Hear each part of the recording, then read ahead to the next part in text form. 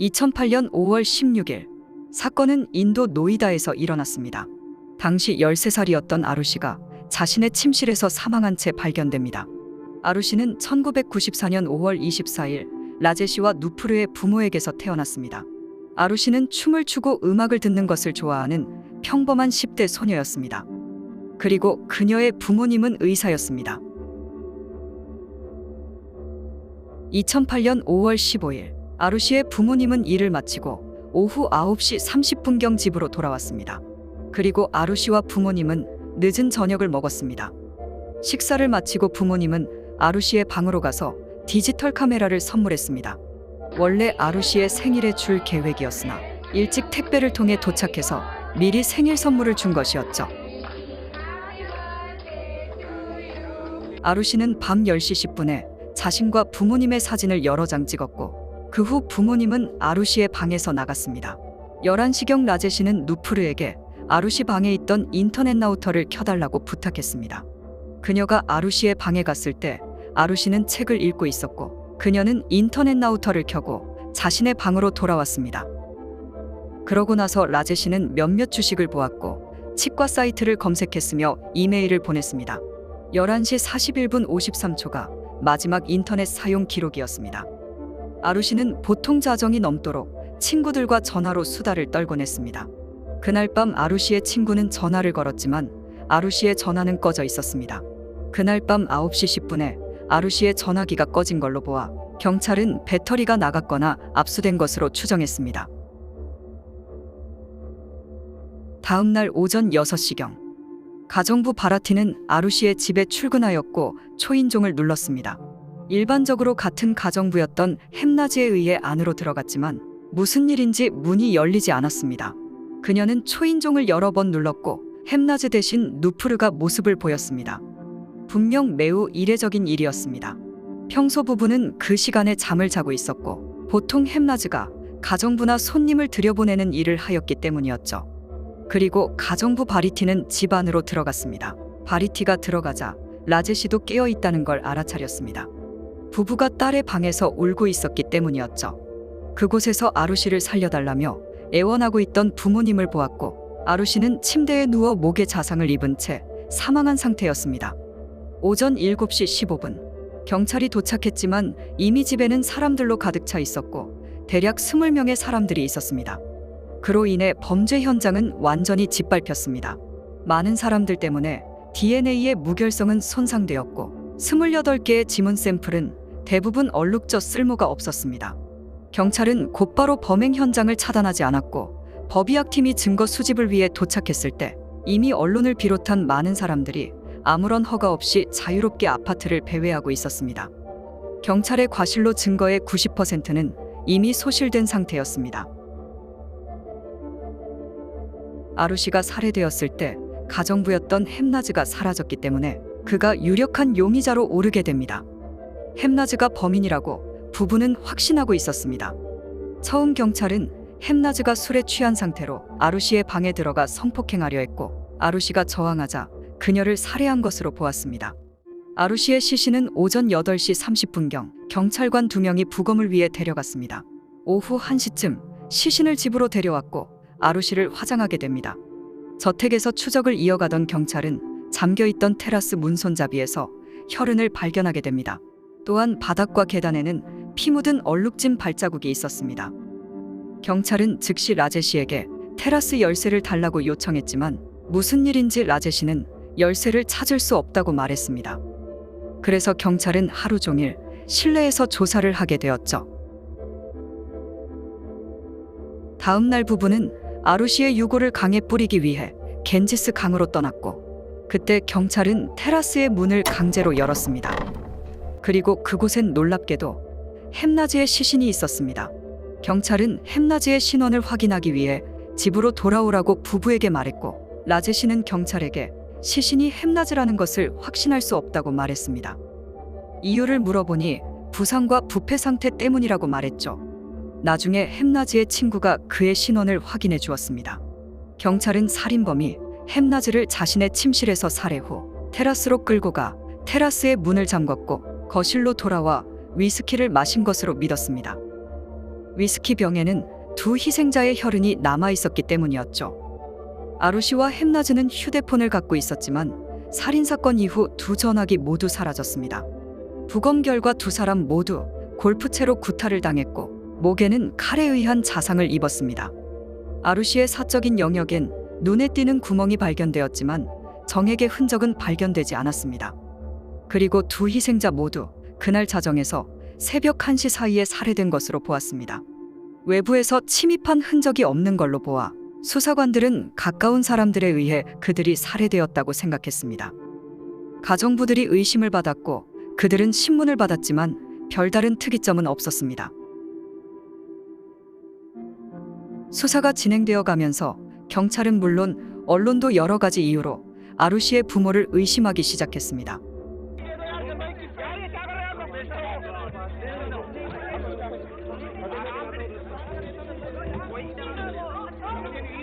아루시의 침실과 그녀의 부모 사이의 거리는 2미터가 조금 넘었습니다.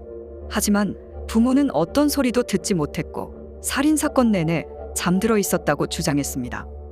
보통 아루시는 밤에 자신의 방을 잠가두곤 하는데 강제로 방에 들어간 흔적은 없었습니다. 아루시의 방 열쇠는 부모의 침대 옆에 보관되어 있었는데 열쇠는 아루시가 살해된 후 거실에서 발견되었습니다. 살인범이 어떻게 열쇠에 접근하게 되었는지 부부는 설명할 수 없었습니다. 또한 사건 당일 아침 라제시는 경찰에게 자신의 집에서 시간 낭비를 멈추라고 말했고 대신 햄나즈를 추적해달라고 요청했었죠. 심지어 그는 경찰에게 햄나즈의 고향에 갈 수 있는 비용을 자신이 충당하겠다고 제안했었습니다. 누프르의 휴대폰은 5월 15일 오후 7시 40분부터 5월 18일 오후 1시까지 전원이 꺼져 있었습니다. 사건이 일어나기 전 60일 동안 단 한 차례도 전원이 꺼지지 않은 것으로 드러났습니다. 두 희생자의 혈흔이 발견된 위스키 병은 나무판자 뒤에 숨겨둔 미니바에서 나온 것이기 때문에 꺼내든 사람은 분명 집을 잘 알고 있던 것으로 보였습니다. 부부는 아루시의 시신을 빠르게 화장하였고 아루시의 방을 청소하기 위해 조급함을 보이기도 하였죠. 아루시의 범죄 현장은 마치 차려입은 것처럼 보였습니다. 아루시의 방에는 베개와 침대, 벽과 바닥, 그리고 침실 문 앞쪽에는 혈흔이 남아 있었습니다. 하지만 아루시 주변의 몇 가지 물건에는 혈흔이 발견되지 않았습니다. 이는 아루시가 살해된 후 배치되었음을 의미합니다.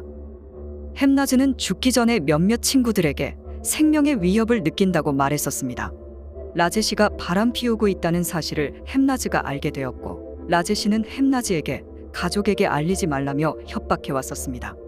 경찰의 이론은 두 가지였습니다. 햄나즈가 라제시의 불륜을 알게 되었고 라제시는 이 문제를 의논한다는 핑계로 햄나즈를 테라스로 데려갔습니다. 그리고 그곳에서 라제시는 햄나즈를 살해하게 됩니다. 그 장면을 아루시가 목격하게 되었고 증인이라는 이유와 아버지의 불륜을 알게 된 이유로 그녀 또한 살해당했다는 것이었습니다. 햄나즈는 아루시의 침실에서 아루시를 성폭행하였거나 합의된 관계를 맺고 있었습니다. 라제시는 그 장면을 목격하였고 햄나즈를 테라스로 데려가서 살해하게 됩니다. 그리고 테라스의 문을 잠그고 딸도 살해하게 됩니다. 두 사람을 살해 후 라제시가 위스키를 마셨다는 것이었습니다. 부부는 경찰이 부실 수사를 은폐하기 위해 경찰로부터 누명을 쓰고 있다고 주장했습니다. 하지만 사법부의 생각은 달랐습니다. 2013년 11월 26일 부부는 햄나즈와 딸을 살해한 혐의로 무기징역을 선고받게 됩니다. 부부는 딸을 살해한 파렴치한이 되었고 이렇게 이 사건은 종결된 것 같았습니다. 그러나 4년 후인 2017년 이 사건은 다시 한번 세상에 나오게 됩니다. 고등법원은 부부에게 무죄를 선고하였죠. 법원은 이 사건이 명확한 증거와 증인도 없으며 경찰이 제시한 이론은 터무니없는 가설이라고 말했습니다. 위스키 병이나 희생자들의 피 묻은 옷에서는 부부의 지문이 발견되지 않았습니다. 범행 도구는 발견되지 않았고 물리적 증거는 남아있지 않았습니다. 라제시의 골프채는 무기로 사용되었을 가능성이 있었지만 어떤 DNA나 혈흔도 발견되지 않았습니다. 바닥과 계단에 피 묻은 발자국 사이즈는 라제시의 발 사이즈와 맞지 않았습니다. 사건 당시 라제시가 경찰에게 햄나즈를 추적하라고 요청한 것은 당시 햄나즈가 행방불명이었고 그가 명백한 용의자였기 때문이라고 말했습니다. 부부는 자신들이 진범이라면 어설프게 위스키 병이나 바닥에 혈흔을 남기지 않았을 것이라고 부인했습니다. 사건 당일 부부는 창문형 에어컨을 켜두었고 문을 닫은 후 잠들었다고 주장했습니다. 경찰은 당시 현장을 똑같이 재현했고 아루시 방에서 나는 소리는 들을 수 없었습니다. 부부는 자유를 되찾게 되었고 현재까지 이 사건은 미스테리로 남게 되었습니다. 1995년 7월 30일 일요일 오후 9시경 하치오지시의 한 슈퍼마켓의 2층 사무실에서 권총을 가진 누군가에 의해 여성 종업원 3명이 사살되었습니다. 이 범죄가 강도로 계획되었는지 아니면 누군가의 원한 관계였는지는 여전히 논쟁의 여지로 남아 있습니다. 그러나 어느 쪽이든 3명의 무고한 여성이 잔인하고 조직적으로 살해되었다는 것입니다. 그 슈퍼마켓은 매일 오전 10시부터 오후 9시까지 영업했으며 총 20명의 직원이 있었죠. 야간 근무에는 일반적으로 당일 판매한 현금을 2층 사무실에 있는 금고에 넣는 한 사람을 포함하여 몇 명의 직원만이 근무를 하고 있었습니다. 사무실은 슈퍼마켓을 나와 별도의 야외 계단을 통해 2층으로 올라가야만 도달할 수 있었죠. 당시 슈퍼마켓은 여름 시즌과 일요일 밤에 열릴 예정인 불꽃 축제를 기념하기 위해 4일 동안 특별 세일을 하고 있었습니다. 그로 인해 평소보다 훨씬 많은 고객이 있었고 판매된 매출이 더 많았다는 것을 의미합니다. 나중에 경찰은 당시 금고에 520만 엔이 있었던 것으로 파악했습니다. 오후 5시에 교대 근무가 시작되는 메구미는 집에서 자전거를 타고 슈퍼마켓으로 향했습니다. 메구미의 집에서 슈퍼마켓까지는 불과 2~3분 거리에 있었죠. 노리코는 지인 남성의 차를 타고 슈퍼마켓에 도착했습니다. 그 지인 남성은 경찰에게 노리코가 퇴근 후 노리코와 함께 저녁 식사와 술을 마시러 갈 예정이라고 말했습니다. 그날은 세일의 마지막 날이었고 메구미와 노리코의 근무 시간은 오후 5시부터 오후 9시까지였습니다. 노리코는 야간 점장을 맡아 매출을 금고에 보관하는 역할을 담당하고 있었죠. 50대 수상한 남성이 물건을 사지 않고 가게 앞뒤를 어슬렁거리는 모습을 한 쇼핑객이 목격했습니다. 남성 종업원이 근무를 마치고 퇴근하게 됩니다. 그 후 메구미와 노리코만 슈퍼마켓에 남아 근무를 하게 되었죠. 축제가 시작되자 많은 인파가 슈퍼에서 약 30m 떨어진 공원으로 모이기 시작했고 북소리와 음악 소리가 울려 퍼졌습니다. 비번이었던 아르바이트생 종업원 히로미는 집에서 자전거를 타고 슈퍼마켓에 오게 됩니다. 히로미는 향후 근무 예정일을 확인하기 위해 슈퍼마켓에 방문한 것이었죠. 그곳에서 히로미는 메구미와 대화를 나누기 시작했고 메구미가 근무를 마치면 함께 불꽃놀이를 보러 가기로 결정합니다. 그렇게 히로미는 그곳에 남아 동료들을 도왔습니다. 노리코는 더 이상 손님이 늘지 않는다고 판단해 1시간 빨리 사무 계산대를 닫았습니다. 그리고 노리코는 사무 계산대의 매출을 2층 사무실로 가져가 금고에 넣었습니다. 노리코는 사무실에 있었고 매장에서 근무를 하는 종업원은 메구미뿐이었습니다. 비번이었던 히로미는 메구미의 계산대 옆에서 메구미와 대화를 나누고 있었죠. 슈퍼마켓 정면 앞에서 의심스러운 흰색 승용차가 천천히 지나갔고 운전하고 있던 남성이 슈퍼마켓을 들여다보는 모습이 목격되었습니다.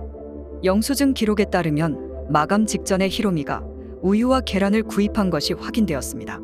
젊은 남녀가 과일과 간식을 구입했습니다. 그들은 또한 흰색 차를 운전하고 있었고 3명의 여성이 살아있는 것을 본 마지막 고객이었을 것입니다. 젊은 남녀가 범인을 목격했을 가능성이 있기 때문에 경찰이 그들에게 도움을 요청했음에도 불구하고 그들은 나타나지 않았습니다. 메구미는 판매한 금액을 가지고 2층 사무실로 올라갔습니다. 노리코가 메구미에게 현금을 받고 금고에 보관했습니다. 노리코는 슈퍼마켓에 불을 끄고 문을 닫았습니다. 노리코는 슈퍼마켓 사무실에서 지인 남성에게 전화를 걸어 데리러 와달라고 부탁했습니다. 같은 시간에 사무실의 보안 시스템이 작동하여 입구 문이 잠겼습니다. 이렇게 3명은 사무실로 나와 귀가하는 모습이었죠. 그러나 불과 1분 만에 보안 시스템이 비활성화되었고 사무실 문이 열리게 됩니다. 귀가를 하려고 사무실 밖으로 나선 피해자들을 범인이 권총으로 위협해 다시 사무실로 들어간 것으로 추측됩니다. 슈퍼 근처의 교차로 부근에 있던 고등학생 커플은 슈퍼 방향에서 폭발음을 여러 번 듣게 됩니다. 또한 슈퍼 근처에 사는 주민들도 비슷한 소리를 여러 번 들었죠. 당시 고등학생들은 단지 폭죽 소리인 줄 알았다고 말했습니다. 노리코가 남성 지인에게 데리러 오라고 전화를 하고 나서 고등학생들이 이 소리를 들을 때까지의 시간은 약 2분 30초였습니다. 노리코의 전화를 받은 지인 남성은 그녀를 데리러 슈퍼에 도착했습니다. 슈퍼는 문이 닫혀 있었지만 사무실에는 여전히 불이 켜져 있었기 때문에 주차를 하고 노리코가 나오기를 기다렸습니다. 지인 남성은 기다려도 노리코가 보이지 않자 노리코가 약속되어 있었던 식당으로 갔을 것이라고 생각했고, 그 남성은 그녀를 찾기 위해 식당으로 향했습니다. 남성이 식당에 도착했지만 노리코의 모습은 보이지 않았기 때문에 노리코가 걱정되기 시작했습니다. 남성은 사무실로 확인하러 가고 싶었지만 사무실은 여성들의 탈의실로도 사용되고 있었고, 혹시나 여성들이 옷을 갈아입고 있을 것이라고 생각해서 식당 여성 직원과 함께 슈퍼마켓으로 향했습니다. 식당 여성이 사무실에 확인하러 가는 동안 남성은 차에서 기다렸습니다. 문은 잠겨 있지 않았고 그 여성은 입구에서 말을 걸었지만 응답은 없었습니다. 아무도 없는 것 같아 일단 차로 돌아왔고, 남성과 여성은 함께 사무실로 올라갔습니다. 그들이 사무실 내부를 확인한 결과 여성 종업원 3명이 바닥에 쓰러져 있었습니다. 식당 여성과 지인 남성은 인근 경찰서로 급히 달려가 신고를 하였죠. 4대의 보안 카메라가 있었지만 감시용일 뿐이라서 녹화는 되어 있지 않았습니다. 노리코와 메구미는 제복을 갈아입고 사복을 입고 있었습니다. 노리코는 사무실 안쪽 금고 옆에서 기대어 앉아있는 형태로 발견되었습니다.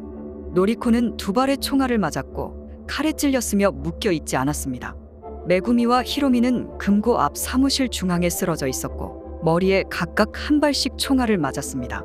그리고 입과 손목에는 테이프가 붙여 있었습니다. 테이프에는 범인의 지문의 일부와 땀이 남아 있었죠. 5번째 발사는 금고의 자물쇠 부분을 겨냥한 발사였습니다. 금고는 닫혀 있었고 현금은 여전히 금고 안에 있었습니다. 범인의 발자국은 사무실 내에서 10개가 채취되었고 범인이 단독범이라고 단정 지어졌습니다. 신발 사이즈는 260mm로 밝혀졌습니다. 발자국에서 미세한 철분과 점토, 이끼가 채취되었죠. 철분은 용접공에서 묻은 것으로 보였으며 범인이 용접 작업자였거나 철공소에서 근무한 것으로 보았습니다. 발자국의 운동화는 약 30개의 종류로 10,000엔에서 15,000엔으로 판매되고 있었습니다. 희생자 3명 모두 머리에 정확히 총에 맞은 걸로 보아 범인이 총에 대해 익숙한 인물이라고 추측했습니다. 범행에 사용된 권총은 필리핀제 권총으로 범죄자와 야쿠자에 의해 필리핀에서 일본으로 불법적으로 밀수된 총으로 보였습니다. 일본에서는 총기 소지가 불법이기 때문에 이 사건은 더욱 충격적이었죠. 이상하게도 사무실 재떨이에는 립스틱이 묻은 담배꽁초가 많았지만 슈퍼마켓 직원들과는 어울리지 않았습니다. 이것은 경찰이 여전히 답을 찾고 있는 미스터리 중 하나입니다. 경찰은 2가지 이론을 가지고 있었습니다. 강도 이론과 원한 이론이었죠. 처음 경찰은 강도 사건으로 초점을 맞췄습니다. 슈퍼마켓의 사무실은 2층에 있었고 외부 계단을 통해서만 접근할 수 있었기 때문에 이전에 여러 번 강도를 당했었죠. 영업 중에 사무실 문이 잠기지 않은 적이 많았고 야간에도 마찬가지였습니다. 여성 직원이 현금 가방을 들고 2층 사무실로 올라가는 모습은 분명 많이 목격되었을 것입니다. 게다가 야간 근무를 여성 종업원에게만 맡기는 것 또한 범인에게는 좋은 기회였을 것입니다. 노리코는 평소 슈퍼마켓의 방범 대책에 대해 불만을 주위 사람들에게 털어놓았고 그 불안감으로 잠시 가게를 그만둔 적도 있었죠. 이러한 상황이 있었기 때문에 범인은 슈퍼마켓 상황이나 정보를 쉽게 알고 있었을 것입니다. 그로 인해 그 슈퍼마켓을 노렸다는 이론도 제기되었죠. 당시 금고에는 주말 매출금 약 520만 엔이 있었지만 현금은 그대로 남아 있었습니다. 범인은 책상 서랍 등 사무실을 뒤진 흔적은 일절 없었습니다. 3명의 희생자의 돈과 지갑도 그대로 있었죠. 노리코는 금고의 비밀번호를 알고 있었고 게다가 점장의 책상 위에는 금고의 비밀번호가 적힌 종이가 붙여져 있었습니다. 범인이 강도의 목적이었다면 금고를 열기에는 충분히 가능해 보였습니다. 이 점이 최대의 미스터리였으며 원한 이론을 부상시키는데 큰 요소가 되었죠. 범인은 근거리에서 2 여고생을 단 한 발씩으로 빠르고 정확하게 쏘아 살해했지만 노리코는 총으로 2발을 맞았고 칼에도 찔렸기 때문에 노리코를 암살하기 위해 고용된 사람이거나 원한을 품은 사람처럼 보였습니다. 또한 당시 노리코는 자신의 목숨을 위협하는 협박 편지를 받은 것으로 드러났습니다. 총은 원래 필리핀에서 왔기 때문에 일본 경찰은 총을 추적하기 위해 해당 국가의 도움을 요청했지만 누가 총을 일본으로 가져왔는지는 알려지지 않았습니다. 가장 큰 단서는 두 여고생을 묶는 데 사용된 테이프에 남아있던 지문이었습니다. 수사기관은 특수한 약품을 사용하여 범인의 것으로 생각되는 지문의 일부를 채취하는데 성공하게 됩니다. 수사국에 보관되어 있는 1000만 명 이상의 지문 데이터베이스와 대조한 결과 8점이 일치하는 남성을 찾을 수 있었습니다. 8점이 일치할 수 있는 확률은 1억 명에 1명이라고 합니다. 일반적으로 동일 인물이라고 생각해도 지장이 없었죠. 하지만 사법당국이 동일 인물로 결정짓는 기준은 12점이었습니다. 12점에는 부족했기 때문에 증거로는 채용할 수 없었습니다. 사건 한 달 전 이 남성의 아들은 교통사고를 일으켰고 피해자에게 막대한 손해배상금이 청구되어 있었습니다. 그러므로 아들을 돕기 위해 돈을 훔칠 동기가 있었죠. 또한 현장에서 목격된 차종과 같은 흰색 세단을 소유하고 있었습니다. 하지만 현장에 남아있던 DNA와 일치하지 않았죠. 그리고 그 남자는 2005년에 사망하였습니다. 현재도 수사가 계속되고 있지만 아직도 범인은 밝혀지지 않았고 미해결 사건으로 남아 있습니다. 현재는 강도 및 원한의 양면에서 수사가 계속 진행되고 있습니다. 슈퍼마켓은 철거되어 지금은 그 자리에 주차장이 있습니다. 그리고 사건의 푯말이 그곳에 남아 있습니다. 이 사건의 진실은 무엇일까요? 17세 때 사진 한 장으로 세계를 놀라게 한 그녀는 몰디브의 푸른 눈의 소녀라고 불렸습니다. 4년 후 이 아름답고 젊은 모델이자 전도유망한 의대생이 자신의 기숙사에서 숨진 채 발견됩니다. 경찰은 즉각 그녀가 스스로 생을 마감했다고 결론지었지만 그러나 그녀의 미래는 밝았고 스스로 목숨을 끊은 징후는 전혀 발견되지 않았습니다. 갑작스러운 소식에 그녀의 부모님은 경찰의 결론을 전혀 받아들일 수 없었고 호주 다큐멘터리 제작팀이 그녀의 죽음에 대한 진실을 조사하려 했지만 경찰에 의해 제지당하기도 했었죠. 오늘날 그녀의 사건은 미스터리로 남게 되었고 여전히 몰디브 사람들은 그녀가 살해당했다고 굳게 믿고 있습니다. 1996년 5월 18일 인도양의 작은 섬나라인 몰디브에서 귀여운 소녀가 태어났습니다. 부모님은 그녀의 이름을 라우다 아티프로 지어주었죠. 라우다는 어린 시절부터 아름다웠고 항상 주변의 시선을 사로잡았습니다. 특히 반짝이는 푸른 눈망울이 그녀의 매력 포인트였죠. 라우다가 17살이 되던 해 사진사가 찍은 그녀의 사진이 인터넷에서 큰 화제를 모았습니다. 사진 속 라우다는 푸른 바다 위로 솟아올랐고 라우다의 모습을 본 모델 에이전시들이 그녀에게 러브콜을 보내기 시작했습니다. 그렇게 라우다의 인생은 180도 바뀌게 되었고 모델 경력을 쌓을 수 있었습니다. 라우다는 학업에도 소질이 있었고 아버지가 의사라는 점을 고려해 그녀는 아버지와 마찬가지로 의사가 되기로 결심했습니다. 고등학교 졸업 후 그녀는 방글라데시의 사립의과대학으로 유학을 가게 됩니다. 라우다는 학업에 집중하기 위해 이 시기 모델계를 완전히 떠났습니다. 그러나 라우다가 2학년이 되었을 때 예상치 못한 기회가 찾아왔습니다. 인도판 보그 잡지의 편집자는 라우다에게 표지 촬영을 부탁했고 그 촬영은 9주년 특별판이기도 했었죠. 더 이상 라우다에게 모델의 삶은 우선순위가 아니었지만 또다시 이런 기회를 얻기 힘들어 마침내 그녀는 동의했고 다른 5명의 소녀들과 함께 잡지에 등장했습니다. 이번 촬영 이후 라우다는 모든 사람들에게 관심을 받게 됩니다. 이러한 폭발적인 반응은 그녀를 흥분시켰지만 그러나 모든 사람들이 그녀를 위해 기뻐하지는 않았습니다. 사실 라우다가 살고 있는 방글라데시는 매우 보수적인 곳이고 의과대학은 더욱더 보수적인 기관이었죠. 라우다가 방글라데시를 가기 전 그녀의 부모님은 그곳에서 경계하라며 주의를 주기도 했었습니다. 그러나 라우다는 부모님의 경고를 크게 개의치 않았습니다.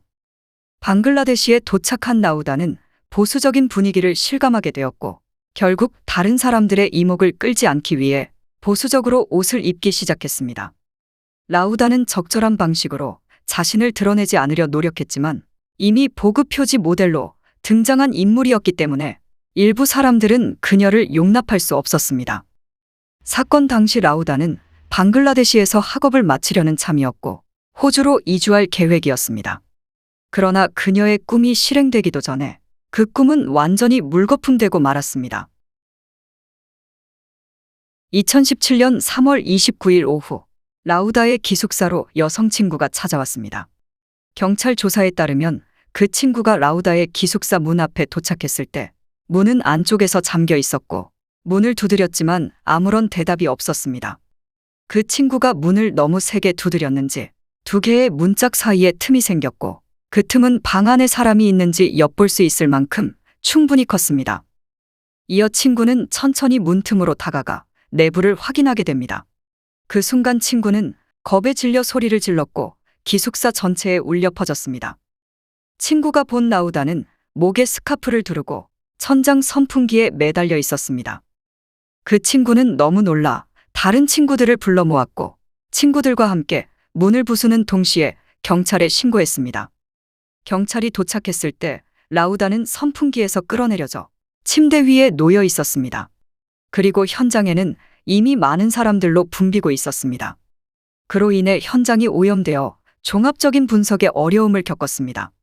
경찰은 라우다의 목에 졸린 흔적이 있다는 이유로 라우다 부모님의 허락은 물론 부모님이 모르는 사이에 신속하게 부검을 실행했습니다. 그리고 경찰은 30분의 부검 결과로 라우다가 극단적 선택을 했다고 결론지었습니다. 조사 과정은 너무 순식간에 진행되었고 마치 모두가 한패가 되어 무언가를 숨기고 있는 것 같았습니다. 라우다의 가족은 이 소식을 듣자마자 믿을 수 없어 의심을 품었습니다. 라우다는 의사가 될 명확한 꿈을 가지고 있었고 항상 긍정적이었으며 아무런 예고도 없이 갑자기 생을 마감한다는 것을 부모님은 결코 믿을 수 없었죠. 사건 현장에서 타살로 의심되는 정황이 많이 발견되었습니다. 우선 천장형 선풍기는 매우 가볍고 약하기 때문에 성인의 무게를 오랫동안 안정적으로 지탱할 수 없습니다. 또한 현장에 있는 유리 테이블이 금이가 있었고 벽 거울은 깨져 있는 상태였습니다. 명백한 다툼의 흔적이 남아 있었죠. 더욱 이상한 점은 반쯤 마신 차 한 잔이 있었고 여전히 카레는 끓고 있었습니다. 분명 라우다는 정상적인 상태에서 식사를 하려 한 것으로 보입니다. 라우다의 가족은 서둘러 방글라데시로 달려갔고 라우다의 시신을 본 후 충격에 빠지고 말았습니다. 라우다의 몸에는 멍자국이 남아 있었고 또한 목에는 살해당한 것처럼 보이는 손자국도 남아 있었습니다. 이로써 라우다의 가족은 그녀가 살해당했다고 확신하게 됩니다. 가족들은 경찰에게 이런 문제점을 제기했지만 결국 묵살되고 말았습니다. 경찰이 발표한 수사보고서도 라우다의 가족을 전혀 납득시키지 못했죠. 라우다의 목에 남은 손자국처럼 보이는 흔적에 대해 경찰은 모반이라고 주장했지만 라우다의 가족과 팬들은 그녀의 목에 모반이 없다는 것을 잘 알고 있습니다. 수사 보고서에는 학생들이 라우다의 잠긴 문을 부수고 안에 들어갔다고 나와 있었습니다. 그러나 가족들이 문을 확인한 결과 금이 가거나 파손된 흔적은 전혀 남아 있지 않았습니다. 그러자 경찰은 학생들이 문을 두드리는 과정에서 두 개의 잠금 장치가 미끄러져 풀린 것이라고 주장했습니다. 라우다의 가족이 직접 확인한 결과 문이 잠긴 상태에서 세게 두드려도 잠금 장치는 꿈쩍도 하지 않았습니다. 무능한 경찰에 맞서 라우다의 가족들은 분노할 수밖에 없었고 이 사건의 문제점을 언론에 알렸습니다. 경찰의 증거인멸 및 조작 가능성, 사건에 대한 비논리적 해석, 통화 기록 확보 지연, 사건 현장 은폐, 경비원 신문 거부, 용의자를 신문하지 않은 점, 그리고 라우다의 가족은 한 사람을 의심했습니다. 그는 라우다의 학교 친구이자 라우다를 최초로 발견한 시라시라는 여성이었습니다. 사건 발생 일주일 전 라우다는 갑작스러운 복통에 대해 아버지에게 전화를 걸어 불평했고 시라시 자신에게 과일 시럽을 주었는데 약을 탄 것 같다고 말했었죠. 게다가 라우다의 시신이 발견된 다음 날 누군가 라우다의 SNS 계정에 로그인한 뒤 두 사람을 차단했는데 그중 한 명이 바로 시라시였습니다. 라우다의 아버지는 시라시 이번 사건에 연루되었다고 주장했고 시랏을 상대로 소송을 제기했습니다. 결국 라우다의 시신은 발굴되었고 2차 부검이 이뤄졌습니다. 동시에 재수사도 시작되었죠. 그럼에도 여전히 결론은 같았습니다. 이번 조사에서 경찰은 라우다가 남자친구와 말다툼 끝에 극단적 선택을 했다고 결론지었습니다. 경찰이 수집한 증거에 따르면 라우다의 마지막 메시지도 마지막 전화 역시 남자친구였습니다. 남자친구 역시 라우다와 마찬가지로 몰디브 출신이었죠. 사건 전날 밤 라우다는 남자친구가 바람 피운 것을 발견했고 전화로 다투기 시작했습니다. 이후 참을 수 없었던 라우다가 스스로 생을 마감했다는 것이었죠. 그런데 남자친구는 조사도 받지 않았고 이후 영국으로 유학을 떠났습니다. 또한 시란 역시 무죄 판결을 받았습니다. 라우다는 무슬림임에도 불구하고 모델 활동을 했다는 이유로 학교에서 다양한 괴롭힘을 당한 것으로 알려졌습니다. 의과대학 일부 학생과 교수들이 극단주의 단체와 연결되어 있으며 라우다가 이슬람의 전통을 존중하지 않고 복장을 착용하지 않았기 때문에 명예살인으로 살해됐다는 추측이 퍼지기도 했습니다. 라우다의 가족들도 학교에서 청바지를 입었다는 이유로 비난을 받았었습니다.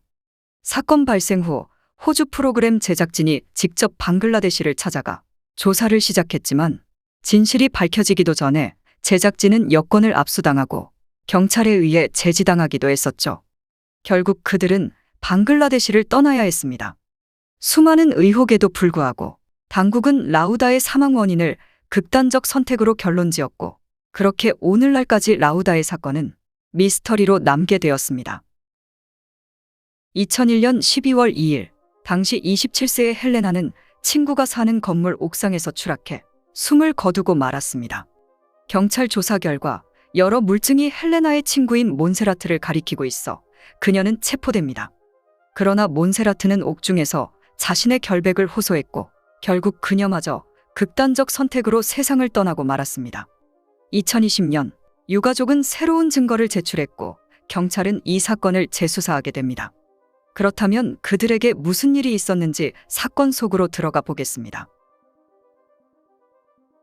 2001년 12월 2일 오전 5시 15분 스페인 사바델 지역의 한 아파트에 거주하고 있던 알프레도는 둔탁한 소리에 잠에서 깨어났습니다. 그는 정신을 가다듬었고 이어 자신의 딸이 야간 근무를 마치고 집에 돌아와 씻는 소리를 어렴풋이 들었습니다. 그래서 그는 둔탁한 소리를 신경 쓰지 않고 다시 잠이 들었습니다. 오전 9시경 알프레도는 잠에서 깨어나 환기를 시키기 위해 창문을 열었고 우연히 한 여성이 바닥에 쓰러져 있는 모습을 목격합니다. 그는 깜짝 놀라 바로 경찰에 신고하게 되었죠. 현장에 도착한 경찰은 그 여성이 건물에서 추락해 사망한 것으로 확인했고 추락으로 인한 충격으로 인해 고인의 얼굴이 변형되어 한동안 신원을 확인할 수 없었습니다. 처음에 경찰은 고인이 이 아파트에 거주하며 스스로 뛰어내려 극단적 선택을 했을 것이라고 추정했습니다. 경찰은 아파트 모든 주민들에게 해당 여성을 아는지 물었지만 그 여성을 알고 있던 주민은 아무도 없었습니다. 다행히 자신의 딸인 헬레나가 연락이 닿지 않는다며 실종 신고가 접수됐고 DNA와 현장에 남아있던 고인의 일부 소지품을 통해 그 여성은 헬레나로 밝혀졌습니다. 또한 헬레나의 차량도 사건이 발생한 아파트 근처에 주차되어 있었습니다. 1996년 대학을 졸업한 헬레나는 카피라이터와 아마추어 기자로 근무했었고 2000년 초 그녀는 아동도서관의 관리자로 입사하게 됩니다. 헬레나는 문학을 매우 좋아했고 여러 문학 행사에 자주 참여하기도 했었죠. 2001년 헬레나는 출퇴근 시간을 절약하기 위해 부모님 집을 떠나 도서관 근처로 독립하게 됩니다. 그렇게 3월 중순 헬레나는 사바델 지역에 정착하게 되었죠. 이사한 후 헬레나는 그곳에서 새로운 친구들을 만났고 주말에는 종종 친구들과 하이킹을 가기도 했습니다. 헬레나는 하루하루를 알차게 보내며 자신의 삶을 만족하며 살고 있었습니다. 그런데 헬레나는 11월 30일 연락이 두절되었고 12월 2일 추락한 상태로 발견된 것이었죠. 조사가 시작되었고 헬레나의 아버지인 주아는 12월 1일 딸과 함께 저녁 식사를 하기로 약속했지만 무슨 일인지 헬레나는 나타나지 않았고 전화도 받지 않았다고 전했습니다. 다음 날도 여전히 딸과 연락이 되지 않았고 또한 헬레나는 그날 친구와 약속이 있었지만 역시 나타나지 않았습니다. 아버지는 걱정스러운 마음에 도서관에 전화도 걸어보았는데 헬레나는 출근하지 않았고 이틀 전부터 결근한 상태였습니다. 아버지는 3일까지 딸과 연락이 닿지 않아 결국 실종 신고를 한 것이었습니다. 경찰은 우선 헬레나가 사라지기 전 마지막 동선부터 확인했습니다. 11월 30일 오전 9시 55분부터 10시 18분까지 헬레나는 집 컴퓨터를 사용하여 네티즌들과 대화를 나눴습니다. 이후 그녀는 오전 11시 3분과 11시 28분에 각각 다른 친구와 전화통화를 했었습니다. 그날 오후 3시에 헬레나는 도서관으로 출근해야 했지만 그날 그녀는 도서관에 출근하지 않았습니다. 경찰은 이를 토대로 헬레나가 오전 11시 30분부터 오후 3시 사이에 실종된 것으로 추정했습니다. 12월 10일 헬레나의 부검 결과가 나왔고 부검 보고서에 따르면 헬레나는 추락으로 인한 머리 골절로 사망했으며 48동이었던 그 아파트는 엘리베이터가 없는 4층 건물입니다. 그런데 일반 복용량보다 35배 많은 벤조디아제핀 성분이 검출되었습니다. 경찰은 헬레나가 숨을 거두기 전 48시간 동안 구금된 것으로 추정했고 아마도 의식불명 상태에서 누군가에게 밀려 추락한 것으로 보았습니다. 헬레나의 신체에는 마찰 외상이 없었기 때문에 건장한 남성이 헬레나를 옥상으로 운반했거나 혹은 2명 이상이 그녀를 옥상으로 운반한 것으로 추측했습니다. 발견 당시 헬레나는 속옷과 양말만 착용하고 있었고 그녀의 옷은 옆 건물인 52동 옥상에 놓여 있었습니다. 헬레나의 몸에서 남성의 DNA가 검출되었고 헬레나의 스웨터에서 남성과 여성의 DNA가 추가로 검출되었습니다. 남성의 DNA가 동일인이 아니라는 사실만 알 수 있었고 당시 DNA 기술력의 한계로 범인을 특정할 수 없었습니다. 경찰은 단서를 찾기 위해 헬레나의 집을 수색하는 한편 동시에 탐문도 이어나갔습니다. 이어 수사관들은 헬레나의 집에서 손글씨로 쓴 2개의 메모지를 발견하게 됩니다. 첫 번째 메모에는 안녕 헬레나, 깜짝 놀랐지? 나는 당신과 매우 가까운 사이야. 내가 누군지 맞춰보고 나중에 전화해. 간식 꼭 챙겨 먹어. 라고 적혀 있었습니다. 조사 결과 이 메모는 9월 17일 헬레나의 집 문손잡이에 간식과 함께 놓여 있었습니다. 당시 헬레나는 그 메모의 출처를 몰랐기 때문에 간식에 대해 의심했고 결국 그 간식을 모두 버렸습니다. 3주 후인 10월 9일 헬레나는 2번째 메모와 함께 복숭아 주스를 받게 됩니다. 하지만 이번엔 필기체가 달랐습니다. 그 메모에는 헬레나와 하이킹한 것에 대해 언급되어 있었고 헬레나가 복숭아 주스를 좋아했던 기억이 난다며 복숭아 주스를 맛있게 먹으라고 적혀 있었습니다. 이 메모에는 하이킹에 대해 언급되어 있었기 때문에 헬레나는 의심하지 않고 결국 도서관에서 복숭아 주스를 마시고 말았습니다. 그런데 헬레나는 주스를 마신 지 얼마 지나지 않아 졸음이 쏟아졌고 결국 퇴근할 때까지 의식을 잃었습니다. 이후 동료들의 제안으로 남아있는 복숭아 주스를 실험실로 보냈고 분석 결과 그 주스에서 벤조디아제핀 성분이 검출되었었죠. 벤조디아제핀은 헬레나의 사건과 연결되어 있기 때문에 경찰은 하이킹 멤버 중 누군가 범인일 것이라고 추측하게 됩니다. 이후 경찰은 헬레나의 친구이자 하이킹 멤버인 몬세라트를 용의자로 지목하게 됩니다. 그리고 몬세라트는 헬레나가 추락한 48동에 거주하고 있었습니다. 처음에 경찰이 아파트 주민들에게 추락한 여성을 아느냐고 물었을 때 몬세라트는 모른다고 말했었죠. 또한 경찰은 하이킹 멤버 전원을 조사했고 또 다른 용의자 3명을 출연했습니다. 몬세라트는 48동 3층에서 거주하며 유치원 교사입니다. 친구들이 생각하는 그녀는 온화하고 친절하며 약간 수줍음을 타는 여성입니다. 헬레나와 몬세라트는 하이킹을 하며 친구가 되었고 취미도 같았기 때문에 문학행사에 자주 동행하기도 했습니다. 또한 평일 여가 시간에 종종 만나서 저녁을 먹거나 영화를 보기도 했었죠. 경찰은 몬세라트의 집을 수색하고 헬레나가 받았던 메모와 몬세라트의 필기체를 비교하게 됩니다. 몬세라트의 집을 수색하던 중 벤조디아제핀 성분이 함유된 로르메타제팜 2병을 발견하게 됩니다. 한 병은 개봉되지 않았지만 나머지 한 병은 비어있는 상태였습니다. 이어 경찰은 몬세라트의 진료 처방 기록을 살펴보았는데 그녀는 로르메타제팜을 처방한 기록이 없었습니다. 그런데 필적 감정 결과 첫 번째 메모는 몬세라트의 필기체로 밝혀졌습니다. 경찰은 몬세라트가 헬레나를 유인한 뒤 진정제를 투여했고 공범들과 함께 범행을 저지른 것으로 믿었습니다. 2002년 2월 22일 그렇게 몬세라트는 체포되었습니다. 몬세라트에게는 2년 동안 사귀고 있던 남자친구 산티아고가 있었고 그 역시 하이킹 멤버이기도 합니다. 산티아고는 약 4년 전 변호사 시험에 합격해 형사 변호사가 되었습니다. 퇴근 후 그는 범죄 심리학을 공부하며 스스로 자신이 범죄 전문가라고 칭하기도 했습니다.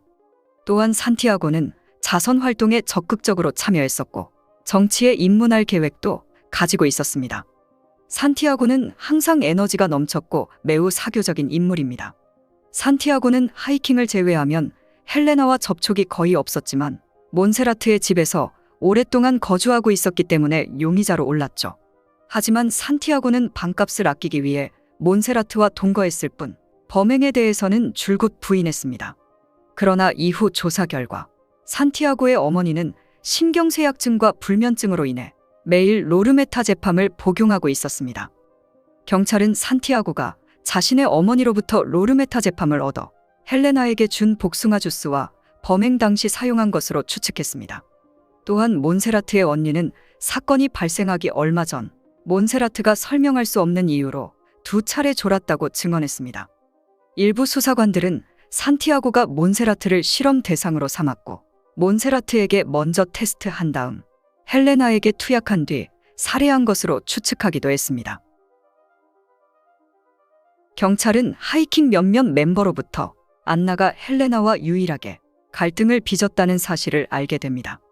2001년 7월에서 8월경 헬레나와 안나는 다투기 시작했고 이후 두 사람의 사이는 서먹한 상태였습니다. 안나의 필적 감정 결과 두 번째 메모가 안나의 필기체로 확인되었고 결국 그녀는 3월 23일 체포되었습니다. 하이킹 멤버 중에는 회사원이었던 하비라는 인물도 있었습니다. 하비는 헬레나를 좋아했고 최근 몇 달 동안 부지런히 고백했었습니다. 그러나 헬레나는 여러 차례 하비의 고백을 분명하게 거절했었죠. 하비는 무뚝뚝한 인물이며 하이킹을 제외하면 헬레나와 연결고리가 전혀 없었습니다. 비록 두 사람은 연인 관계로 발전하지 못했지만 평범한 관계를 유지하고 있었습니다. 그런데 헬레나가 세상을 떠난 후 하비만 유일하게 헬레나가 우울한 모습을 보였었다고 주장했고 그렇게 좋아했었던 헬레나를 비난하기도 했습니다. 헬레나는 11월 30일 정오부터 12월 2일 사이에 실종된 후 살해되었기 때문에 이 기간 동안 용의자들의 알리바이는 의심할 여지 없이 매우 중요했습니다. 그런데 의심스러운 점이 사건 발생 후인 12월 3일 벌어졌습니다. 12월 3일은 정상 근무일인 월요일이었는데 4사람 모두 휴가를 내고 출근하지 않았죠. 또한 용의자 4명은 사건 발생 후 하이킹 팀의 리더인 프란세스크와 여러 차례 전화 통화를 이어갔습니다. 프란세스크는 의사이기 때문에 흔적을 남기지 않고 진정제를 얻을 수 있는 경로를 가지고 있었죠. 그렇게 프란세스크는 경찰서로 소환돼 신문을 받게 됩니다. 조사 과정에서 프란세스크는 거부감을 보였고 대부분의 질문에 기억나지 않는다고 답했습니다. 경찰은 그가 범행에 가담했거나 혹은 범인을 감싸고 있는 것으로 추측했습니다. 그러나 프란세스크를 기소할 증거는 전혀 발견되지 않았기 때문에 나머지 4명의 알리바이에 초점을 맞출 수밖에 없었습니다. 몬세라트와 산티아고의 정확한 알리바이는 확인할 수 없었습니다. 11월 30일 금요일은 몬세라트의 정규 근무일이었지만 무슨 일인지 그녀는 그날 결근했었습니다. 통신 기록에 따르면 몬세라트의 집 전화는 오후 2시 48분과 오후 4시 11분에 1분도 안 되는 2차례 통화가 있었습니다. 상대방은 공중전화로 통화했기 때문에 그를 추적할 수 없었습니다. 그날 오후 몬세라트와 산티아고는 아마추어 축구 경기에 참가했다고 밝혔지만 그날 축구에 참여한 사람들은 몬세라트와 산티아고를 본 적이 없었다고 말했습니다. 그러자 두 사람은 진술을 바꿔 자신들은 관중이었을 뿐 직접 축구를 하지 않았다고 주장했습니다. 경찰은 CCTV와 탐문을 이어나갔지만 두 사람의 모습을 찾을 수 없었습니다. 경기가 끝난 후 몬세라트는 집으로 돌아갔고 산티아고는 부모님 집으로 돌아갔다고 말했습니다. 처음에 산티아고는 30일 정상적으로 출근했고 오후 6시 퇴근 후 몬세라트와 함께 축구장에 갔다고 진술했습니다. 이후 부모님의 집으로 돌아간 뒤 다음 날 하이킹에 필요한 음식과 생필품을 준비했다고 주장했습니다. 하지만 수사관들이 축구 경기에 대한 알리바이를 조사한 후 산티아고는 말을 바꾸게 됩니다. 그는 30일 퇴근 후 바로 부모님 집으로 돌아갔고 그날 몬세라트를 만난 적이 없었다고 주장했습니다. 다음 날인 12월 1일 오전 9시경 몬세라트와 산티아고는 평소대로 하이킹에 참여했고 저녁이 된 후 두 사람은 아파트로 돌아갔다고 주장했습니다. 하비는 11월 30일 오후 7시경 퇴근했고 퇴근 후 하이킹 동료인 하우메를 만나 하이킹 용품을 정리한 후 집으로 돌아가 잠들었다고 주장했습니다. 그런데 조사 결과 하우메의 다른 친구는 그날 밤늦게까지 하우메와 함께 바르셀로나에서 저녁을 먹었었습니다. 그러므로 하비는 하우메와 함께 하이킹 용품을 정리할 수 없는 시간입니다. 이후 하비는 경찰에 연락해 이전 진술을 정정해달라고 요청했습니다. 11월 30일 그는 퇴근 후 하우메와 다른 친구와 함께 오후 11시 30분까지 머물렀고 오후 11시 45분 자신의 집으로 돌아가 잠들었다고 주장했습니다. 다음 날 아침 하비는 몬세라트와 산티아고의 주장과 같이 하이킹에 참여했고 저녁이 된 후 집으로 돌아갔다고 주장했습니다. 그러나 하우메와 다른 친구는 11월 30일 하비를 만난 적 없었다고 입을 모았습니다. 4명 중 유일하게 설득력 있는 알리바이는 안나뿐이었습니다. 안나는 11월 30일부터 12월 2일까지 회사에서 주최하는 단합 활동에 참여했습니다. 그녀의 수많은 동료들이 그녀의 알리바이를 증언할 수 있었죠. 안나를 제외한 나머지 3명의 알리바이는 명확하지 않았습니다. 범행 장소와 직접적으로 연관되어 있는 사람이 몬세라트이고 첫 번째 메모의 필적 또한 몬세라트로 밝혀졌기 때문에 그렇게 그녀는 체포된 후 감옥에 갇히고 말았습니다. 산티아고는 자신의 변호사 친구를 몬세라트에게 소개한 후 지명해 주었고 그 변호사 친구는 몬세라트의 가족에게 면회를 자제해달라고 부탁하기도 했습니다. 그로 인해 몬세라트의 어머니는 면회를 자주 가지 못했고 면회 때 몬세라트는 항상 자신의 결백을 주장했습니다. 몬세라트의 어머니는 몬세라트가 산티아고를 만난 후부터 가족과의 관계가 소원해졌었다며 경찰에게 거듭 강조했고 산티아고의 말을 무조건 믿었으며 또한 그에게 순종적으로 행동했었다고 말했습니다. 조사가 시작된 후 산티아고는 몬세라트에게 경찰의 질문에 어떻게 대처해야 하는 방법과 핵심 질문을 피하는 방법을 가르쳐주곤 했었습니다. 그래서인지 몬세라트는 신문 과정에서 제대로 협조하지 않았고 따라서 경찰의 압박 강도는 점점 높아져 갔었죠. 그렇게 조사를 이어가던 중 몬세라트는 옥중에서 극단적 선택으로 숨을 거두고 말았습니다. 그녀는 유서를 남겼고 그 유서에서 몬세라트는 자신의 결백을 주장했습니다. 이후 안나는 알리바이가 있었기 때문에 6월 초 석방되었습니다. 산티아고와 하비의 알리바이는 신빙성이 없었지만 물리적 증거가 발견되지 않았기 때문에 결국 증거불충분으로 두 사람은 혐의를 벗을 수 있었고 2002년 10월 이 사건의 수사는 종결되었습니다. 2017년 대학생 2명이 헬레나 사건과 관련된 모든 정보를 수집하며 진실을 밝히기 위해 노력하기 시작했습니다. 그렇게 두 사람의 노력으로 언론도 관심을 갖기 시작했습니다.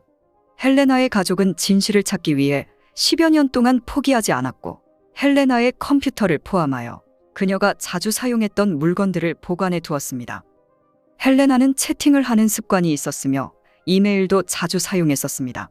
2017년 유가족은 헬레나의 하드 드라이브를 복원해 보기로 결정합니다.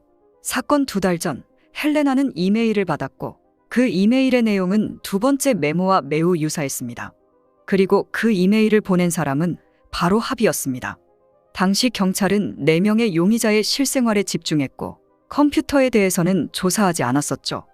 또한 헬레나는 사건 며칠 전 친구들과 채팅을 이어가던 중 누군가 자신을 스토킹하고 있는 것 같다고 말했고 의심 가는 인물이 합이라고 언급했었죠.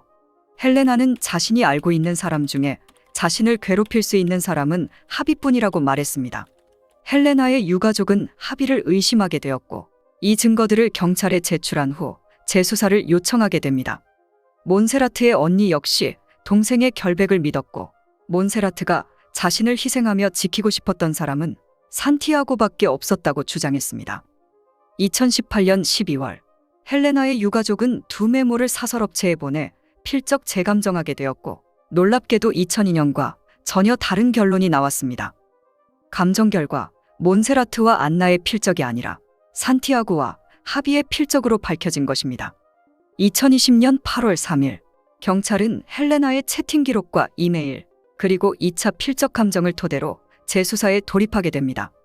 경찰은 산티아고와 하비를 재소환하였고 당시 헬레나의 옷과 몸에 남아있던 DNA와 대조하기 위해 두 사람의 DNA 샘플을 채취하게 됩니다. DNA 기술은 지난 20년 동안 엄청난 발전을 이뤄냈기 때문에 수사관들은 이제 진범을 잡았다고 생각했습니다. 그러나 분석 결과 헬레나의 몸과 옷에 남아있던 DNA는 산티아고와 하비의 DNA와 일치하지 않았습니다. 이 시점에서 산티아고와 하비가 두 메모를 썼다는 사실만 입증할 수 있었을 뿐 살해와 연결되는 물리적 증거가 없었기 때문에 결국 그들은 다시 한번 혐의를 벗게 됩니다. 담당 수사관인 데이비드는 카메라 앞에서 헬레나 사건의 주범이 산티아고라고 믿고 있다며 직설적으로 말하기도 했습니다. 당시 산티아고의 알리바이가 모호했고 사건이 발생한 건물에 거주하고 있었기 때문입니다. 그러나 정황 증거만으로 그를 체포할 수 없었습니다. 여전히 헬레나와 몬세라트의 유가족은 수사기관과 함께 새로운 단서를 추적하고 있습니다. 유가족의 노력이 헛되지 않게 부디 이 사건의 진실이 밝혀지길 바랍니다. 보돔 호수는 핀란드 남부의 에스푸 지역에 위치하고 있으며 수도 헬싱키에서 멀지 않은 곳입니다. 이 호수로 낚시와 수영을 하러 많은 사람들이 찾았고 텐트를 치고 야영을 하는 사람들도 있었습니다. 1960년 6월 어느 날 10대 4명이 그 호수를 찾았을 때 핀란드 역사상 가장 큰 미제 사건의 주인공이 될 줄은 아무도 몰랐습니다. 그들에겐 무슨 일이 있었던 것일까요? 그럼 사건 속으로 들어가 보겠습니다. 닐스와 세포는 12살 때부터 절친한 친구가 되었습니다.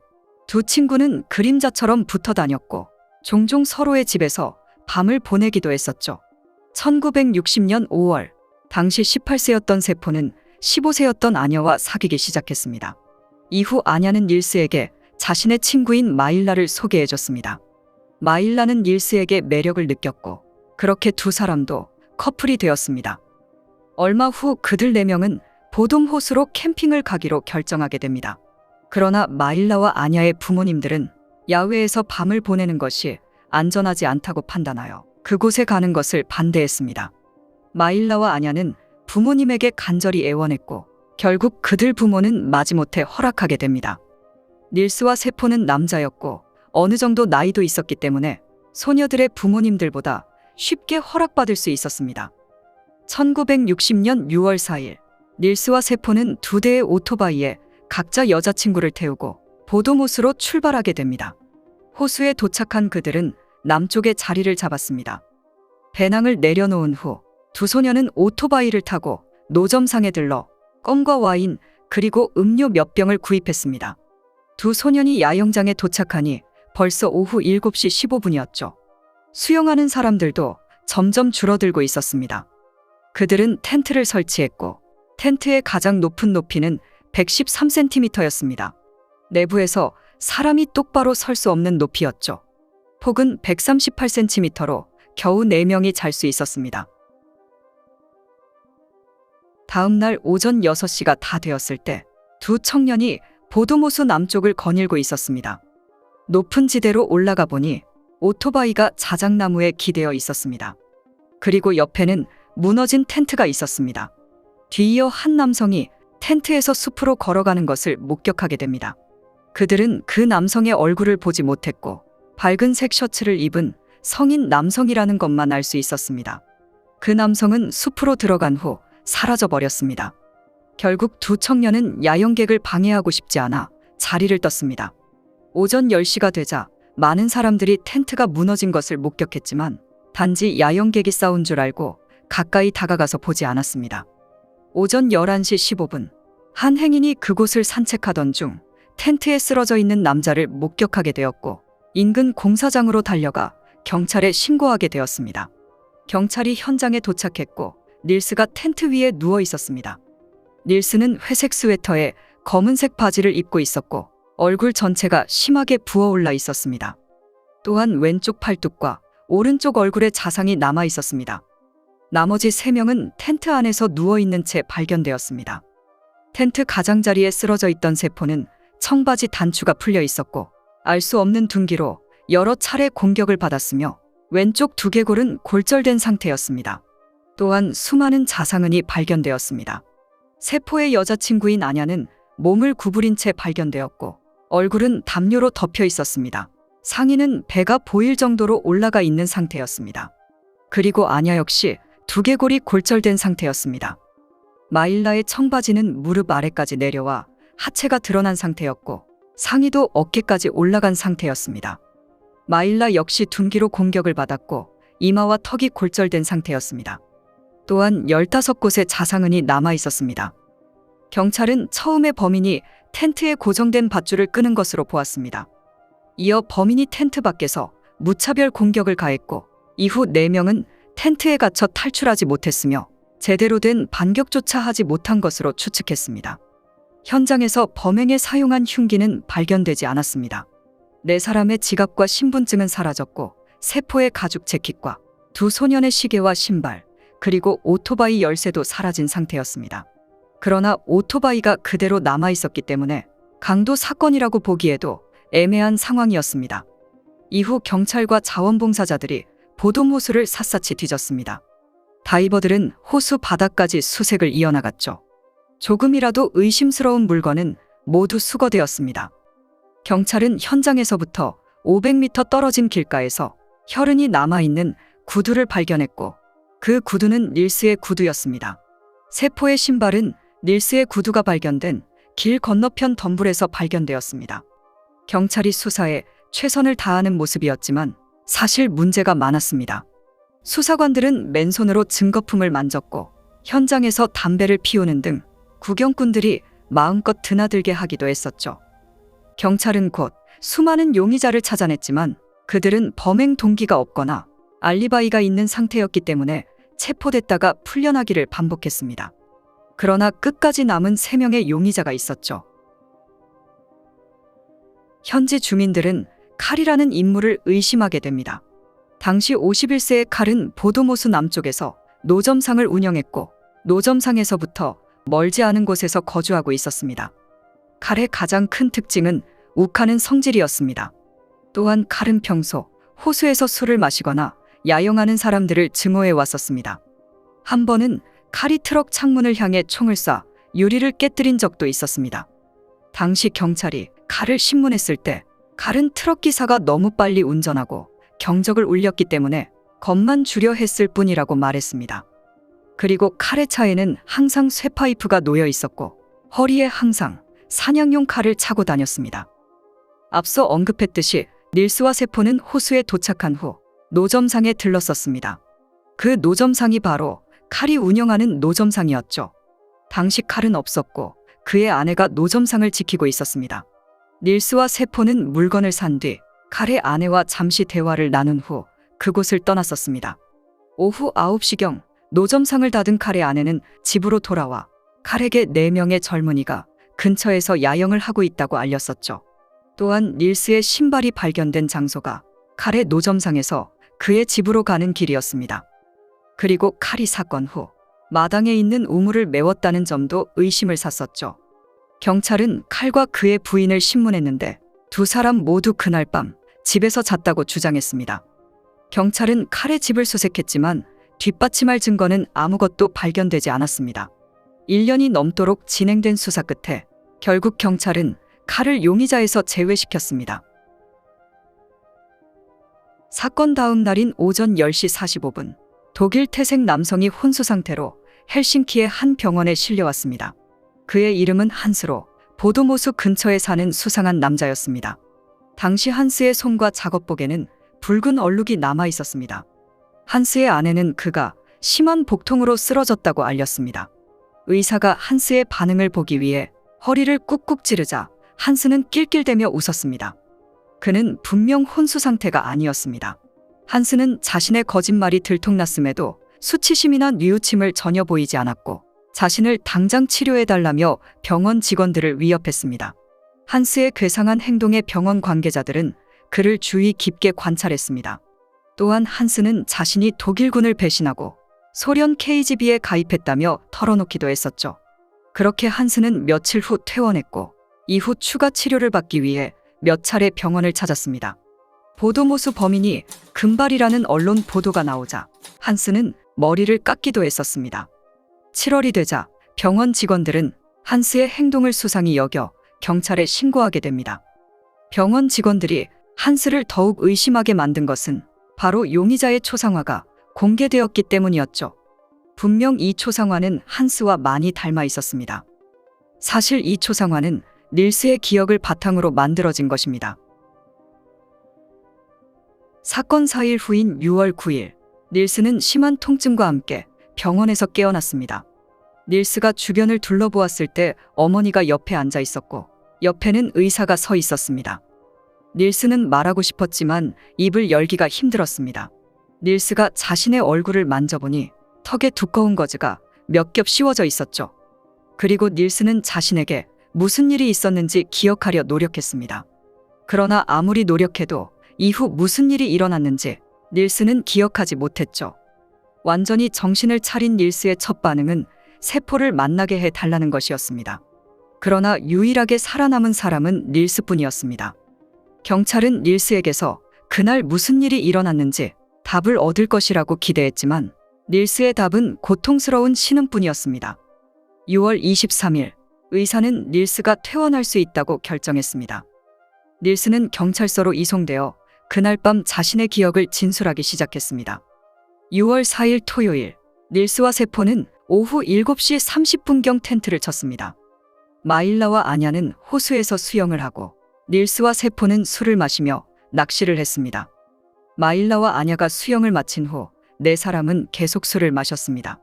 9시 30분, 닐스와 마일라는 한동안 키스를 하며 껴안았고 1시간 후 텐트로 돌아가 잠을 자기로 결정했습니다. 그렇게 닐스와 마일라는 작은 텐트를 비집고 들어가 잠을 청했습니다. 몇 시간 후, 닐스는 세포가 낚시 도구를 찾는 소리에 잠에서 깼습니다. 닐스는 그때 시간을 새벽 3시 정도로 추정했습니다. 닐스는 갑자기 수영을 하고 싶어 세포와 함께 호수로 향했고 마일라와 아냐는 계속 자고 있었습니다. 호수에 도착했을 때 세포는 바위에 앉아 낚시를 시작했습니다. 닐스는 물이 너무 차가워 결국 수영하지 못했고 세포를 남겨둔 채 텐트로 돌아갔습니다. 잠시 후 세포는 물고기 한 마리도 잡지 못한 채 돌아왔고 그렇게 다시 잠들었다고 답했습니다. 닐스의 증언은 신빙성이 있었습니다. 이를 뒷받침하는 마일라의 일기장이 있었기 때문이었죠. 그 일기장에는 세포와 닐스는 술에 취했다. 새벽 2시에 일어났다. 세포는 낚시를 하고 있다. 이렇게 3마디만 쓰여 있었습니다. 그리고 닐스의 다음 기억은 병원에서 깨어나는 기억이었습니다. 경찰은 닐스의 억눌린 기억이 되돌아와 주길 바라며 닐스를 사건 현장으로 데려갔습니다. 그러나 닐스는 아무것도 떠올리지 못했죠. 경찰에게 남은 한 가지 선택은 최면을 통해 닐스의 기억을 되살리는 것이었습니다. 사건 한 달 후, 정신과 교수는 닐스에게 최면 요법을 3차례 수행했으며 각각 30분씩 진행되었습니다. 처음 2번의 최면에서는 아무런 정보도 얻을 수 없었습니다. 3번째 최면이 시작되었고 교수는 닐스에게 그날 밤 비명 소리를 들었는지 물었습니다. 닐스는 여자들이 비명을 지르는 소리를 들었고 누군가 공격하는 소리를 어렴풋이 들었다고 대답했습니다. 이어 닐스에게 무엇을 보았는지 물었습니다. 닐스는 누군가 칼을 휘두른 것 같다고 말했고 아마도 쇠파이프로 보이는 도구로 마구 공격했다고 답했습니다. 교수는 닐스에게 그 남성을 전에 본 적이 있는지 물었고 여기에 대해 닐스는 본 적 없다고 답했습니다. 이어 닐스는 그 남성이 30살 정도의 주근깨가 많고 키는 평범했으며 육체 노동을 하는 사람처럼 단단해 보였다고 답했습니다. 그렇게 범인의 초상화를 만들 수 있었습니다. 2003년 경찰은 이 사건을 재조사하기 시작했고 이전에 찾을 수 없었던 증거를 찾기 위해 DNA 검사를 진행하게 됩니다. 텐트를 비롯한 모든 증거물에서 DNA 분석을 실행하였죠. 그리고 사건 발생 44년 만에 60대의 남성을 최종 용의자로 지목했습니다. 2004년 3월 경찰은 그 남성을 여러 차례 신문했고 결국 그 남성을 기소하게 됩니다. 놀랍게도 그 용의자는 유일한 생존자였던 닐스였습니다. 경찰은 닐스가 사건 당일 밤 술에 취한 것으로 보았습니다. 사건 당일 밤 닐스는 마일라와 관계를 가지려 했습니다. 그러나 마일라는 거절했고 이때 세포가 나타나 마일라를 보호하게 됩니다. 결국 세포와 닐스는 다투기 시작했고 갈수록 다툼은 격렬해져 갔습니다. 마침내 닐스는 텐트에서 떠나라는 부탁을 받게 됩니다. 이때 닐스는 분노에 휩싸이게 되었고 세 사람이 모두 잠들 때까지 기다렸다가 텐트에 설치된 끈을 끊어 세 사람을 가두게 되었습니다. 닐스는 텐트 안에 세포의 위치를 알고 있었고 돌로 세포의 머리를 내리쳤습니다. 저항하던 세포가 닐스의 얼굴을 발로 차 상처를 입은 것으로 보았습니다. 세포의 발차기는 닐스를 더욱 흥분하게 만들었고 결국 흉기로 여러 번 공격한 것으로 보았습니다. 이때 아냐는 무너진 텐트에서 탈출하려 했고 닐스는 아냐가 움직이지 않을 때까지 돌로 아냐의 머리를 내리쳤습니다. 이어 마일라마저 살해한 것으로 보았습니다. 닐스는 범행 후 현장을 정리하기 시작했습니다. 닐스는 지갑과 신분증 등을 모두 챙겼고 세포의 신발을 덤불에 숨겼으며 자신의 신발은 길 건너편 돌 밑에 조심스럽게 숨긴 것으로 보았습니다. 그리고 닐스의 신발에서 나머지 3명의 혈흔만 검출되었고 본인의 혈흔은 검출되지 않았습니다. 어디엔가 소지품들을 버린 후 닐스는 다시 텐트로 돌아오게 됩니다. 이후 닐스는 현장을 더욱 혼란스럽게 보이도록 텐트를 찢었고 강간미수처럼 보이도록 마일라의 윗옷을 올렸으며 바지를 벗겨놓은 것으로 보았습니다. 모든 준비를 마친 후 닐스는 텐트 위에 누워 누군가에게 발견되기를 기다린 것으로 보았습니다. 닐스가 체포되자 61세의 한 여성이 언론에 나서 사건 당일 밤 보도모수에 있었다고 주장했습니다. 당시 17세였던 그녀는 친구들과 함께 호숫가에서 캠핑을 하게 되었고 이후 닐스와 친구들이 다투는 것을 보았다고 회상하였죠. 그렇게 닐스는 2005년 8월 기소되고 말았습니다. 닐스의 변호사는 닐스가 범행 후 신발을 숨길 수 없다고 주장했습니다. 맨발로 500m를 걸어 텐트로 돌아오기가 힘들며 또한 발견 당시 닐스의 발과 양말은 깨끗한 상태였습니다. 당시 닐스의 얼굴은 발로 맞은 공격이라기보다 흉기에 가까운 자상이 남아 있었습니다. 텐트에서 4사람의 혈흔만 발견됐기 때문에 검찰은 이번 참사에 다른 누군가 연루되지 않은 것으로 보았습니다. 그러나 변호사는 11곳에서 채취한 혈액 샘플만 검사했기 때문에 또 다른 인물을 완전히 배제할 수 없다고 주장했습니다. 또한 범인의 혈흔이 꼭 남아있어야 할 이유는 없었죠. 불행히도 45년이 지난 시점에서 DNA 정보를 추출할 수 없었습니다. 검찰은 신경과 전문의를 초청하게 됩니다. 전문의는 당시 닐스가 경미한 뇌진탕만 입었으며 범행 후 현장을 수습할 수 있었다고 주장했습니다. 또한 닐스가 기억을 잃을 가능성이 극히 낮은 것으로 보았습니다. 변호사 측도 전문의를 초청했고 그는 닐스의 부상이 치명적이지는 않았지만 경미하지도 않았다고 말했습니다. 또한 닐스가 공격을 받은 후 몇 주 동안 몸을 가누지 못했고 지팡이를 짚고 걸어야 했습니다.